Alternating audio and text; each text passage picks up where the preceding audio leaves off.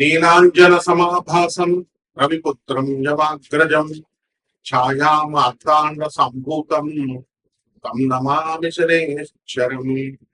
ఓం శ్రీ జగద్గురవే నమః. జగద్గురువైనటువంటి శనీశ్వర మహారాజ్ కి జై.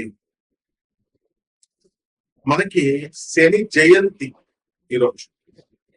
శని జయంతి అంటే ఎప్పుడు వస్తుందంటే వైశాఖ మాసం శుక్ల కృష్ణపక్షం అమావాస్య తిథి రోజున వస్తుంది.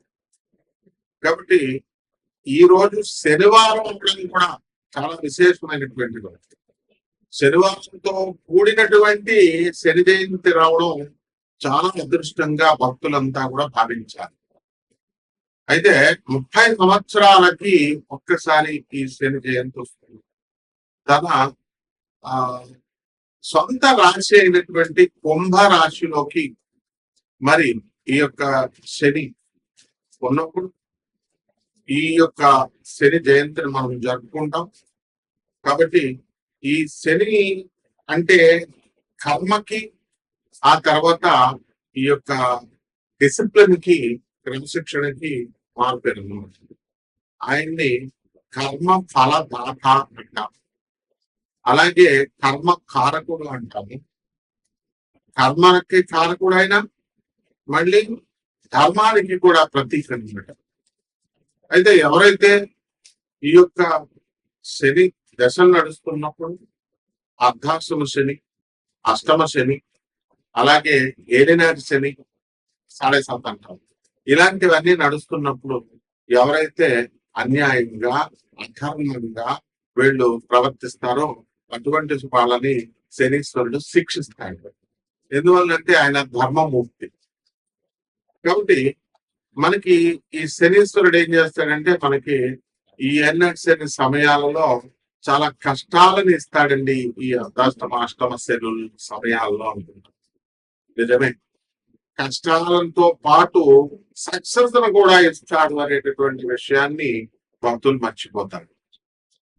అంటే ఇతర మనకి మిగతా 8 గ్రహాలు కూడా మనకి ఏం చేస్తాయంటే సుఖాలను ఇస్తాయి, అలాగే ఫలితాలను ఇస్తాయి, చాలా స్పీడ్ గా ఇస్తాయి.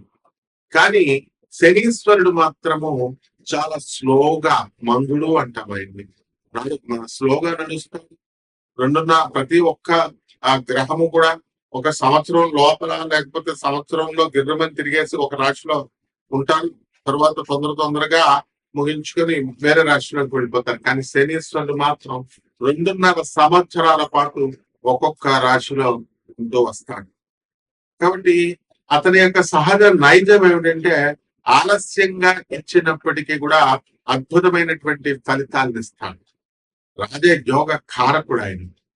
శని యొక్క ఆ అనుగ్రహం లేదే ఏ జీవికి కూడా ఆయుర్దాయం అనేటటువంటిది పరిపూర్ణంగా ఉండదు. అంటే లాంగిటివిటీ ఆఫ్ లైఫ్ ని ఇచ్చేటటువంటి ప్లానెట్ శని మహారాజ్ అన్నమాట. అలాగే ఇతర ప్లానెట్స్ అన్నిటిని కూడా మనం ఏమని చెప్పుకుంటామంటే మనకి ఈ యొక్క క్రమశిక్షణ ఇవన్నీ కూడా ఉన్న క్రమశిక్షణ నేర్పించిన శని మాత్రము మనము శని దేవుడు అంటాం. మిగతా ప్లానెట్స్ మామూలుగా గ్రహాలు అని అంటాం. కుజగ్రహము, బుధ గ్రహము ఎలాంటివి. కానీ శని మాత్రం దేవుడు అంటాం. ఈ యొక్క శని తన మాతృభక్తి చాలా ఎక్కువ. ఛాయాదేవ తన తల్లి అయినటువంటి ఛాయాదేవ పట్ల. ఆ విధంగా ఎవరికైతే శని బ్రహ్మాండంగా ఉంటుందో, ఉచ్చ స్థితిగతుల్లో ఉంటాడు శని. మరి తులారాశి, వృషభ రాశి లాంటి స్థానాల్లో, మకరం, కుంభం లాంటి స్వక్షేత్రాలను ఇలా ఉన్నప్పుడు ఆ యొక్క జీవికి అతను మాతృభక్తిని కలిగిస్తాడు. అంటే తల్లి వల్ల లాభాలను కలిగిస్తాడు. తల్లి వల్ల ఈ అబ్బాయి, ఈ జాతకుడు వృద్ధి చెందేలాగా తల్లి సలహాలను పట్టుకొని ఉంటాడు అనమాట. ఎవరైతే తల్లిని అవమానిస్తారో అటువంటి వాళ్ళని శని నిర్దాక్షిణ్యంగా, నిర్దయగా శిక్షిస్తాడు. తన సొంత తండ్రి అయినటువంటి సూర్య భగవానునే ఆయన నిర్దాక్షిణ్యంగా శిక్షించాడు. తన తల్లి ఛాయాదేవిని వదిలేశాడు.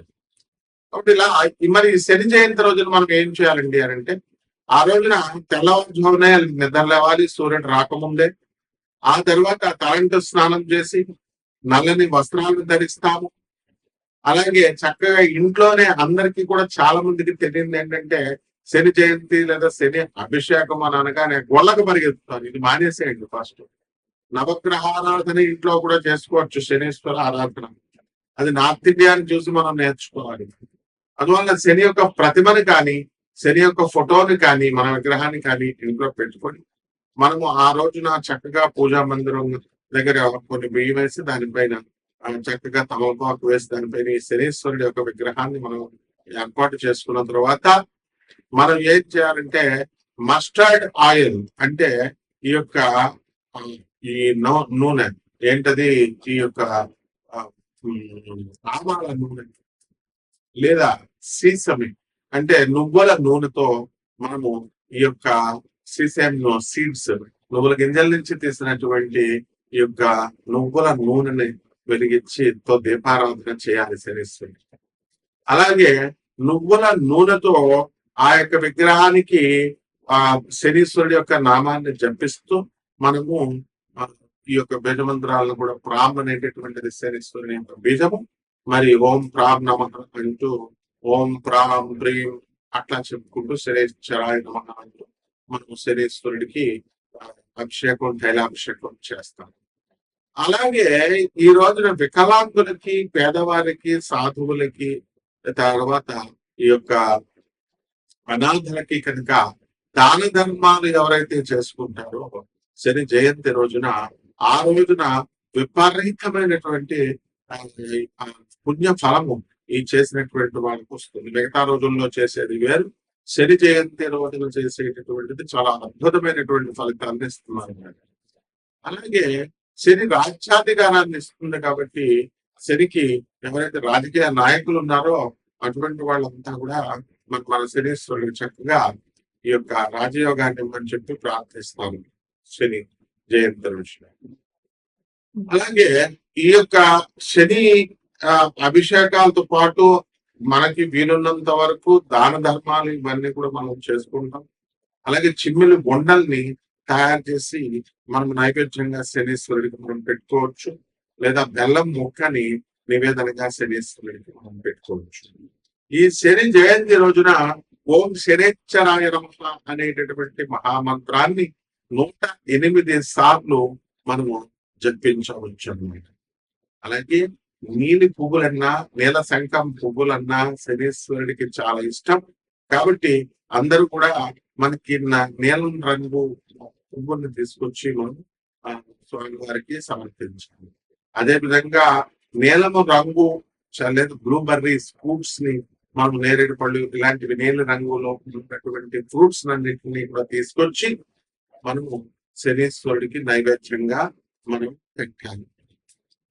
ఈ రకంగా ఎవరైతే కష్టాలను మనకి ఎదుర్కొనేటటువంటి శక్తిని ఈ శనీశ్వరుడు ఇస్తాడు, అటువంటి వాళ్ళందరూ కూడా ఆ కష్టాలని ఎదుర్కొని సక్సెస్ అనేటటువంటి బాటలో వీళ్ళు ముందుకు వెళ్ళాలి.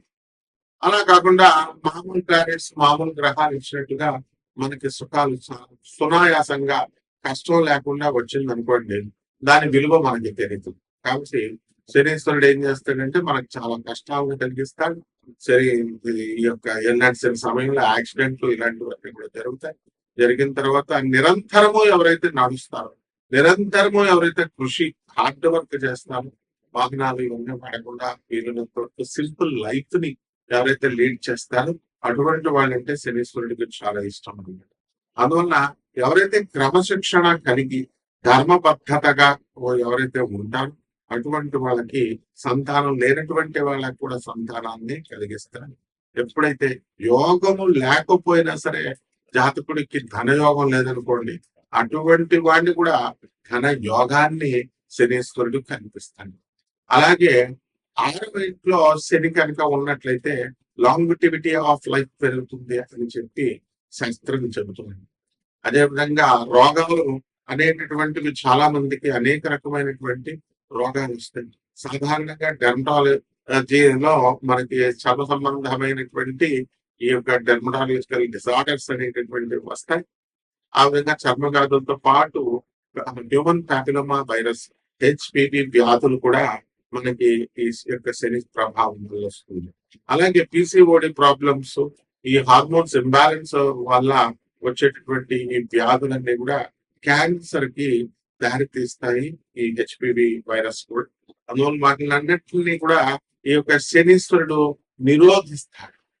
కాబట్టి ఒక్కొక్క రాశి వారిగా ద్వాదశ రాశుల వారందరికీ కూడా ఎటువంటి ఫలితాలు ఇస్తారో మనం చూద్దాం. ముందుగా ఇవన్నీ కూడా గోచారాల రీత్యా కోటాను కోట్ల మందికి అందరికీ కూడా కామన్ ప్లాట్ఫామ్ లో మనం చెప్తున్నాము కాబట్టి దాని రీత్యా మనకి ఈ ఫలితాలు అనేటటువంటివి ఇలా ఉన్నాయి రాశి ఫలాలు అని మనం చదువుకుంటాం, వింటాం. అయితే ఈ యొక్క వ్యక్తిగత జాతకం అనేటటువంటిది ఒక్కొక్కరికి ఒక్కొక్కలాగా ఉంటుంది. ఎవరైతే వ్యక్తిగత జాతకాలు కావాలనుకుంటున్నారో వాళ్ళందరికీ కూడా నాసా లైవ్ రిపోర్ట్స్ బట్టి అమెరికన్ టెక్నాలజీతో మేము ఈ యొక్క జాతకాలు చెప్తాం. అటువంటి వాళ్ళు మనం సంప్రదించవచ్చు. ఒక్కొక్క రాశి వారికి కూడా ఈ శని జయంతి ముందు ఎలా ఉంటుంది, ఆ శని జయంతి తర్వాత ఈ యొక్క విశేషమైనటువంటి రెమెడీస్ చేసుకున్న తర్వాత ఒక్కొక్క రాశి వారికి ఎలా ఉంటుందో మనం చూద్దాం. కన్యా రాశి, ఈ కన్యా రాశి వారికి అందరికీ కూడా శని జయంతి సందర్భంగా చాలా ప్రశస్తమైనటువంటి శని మనకి సప్తమ స్థితిగతుడై ఉన్నాడు.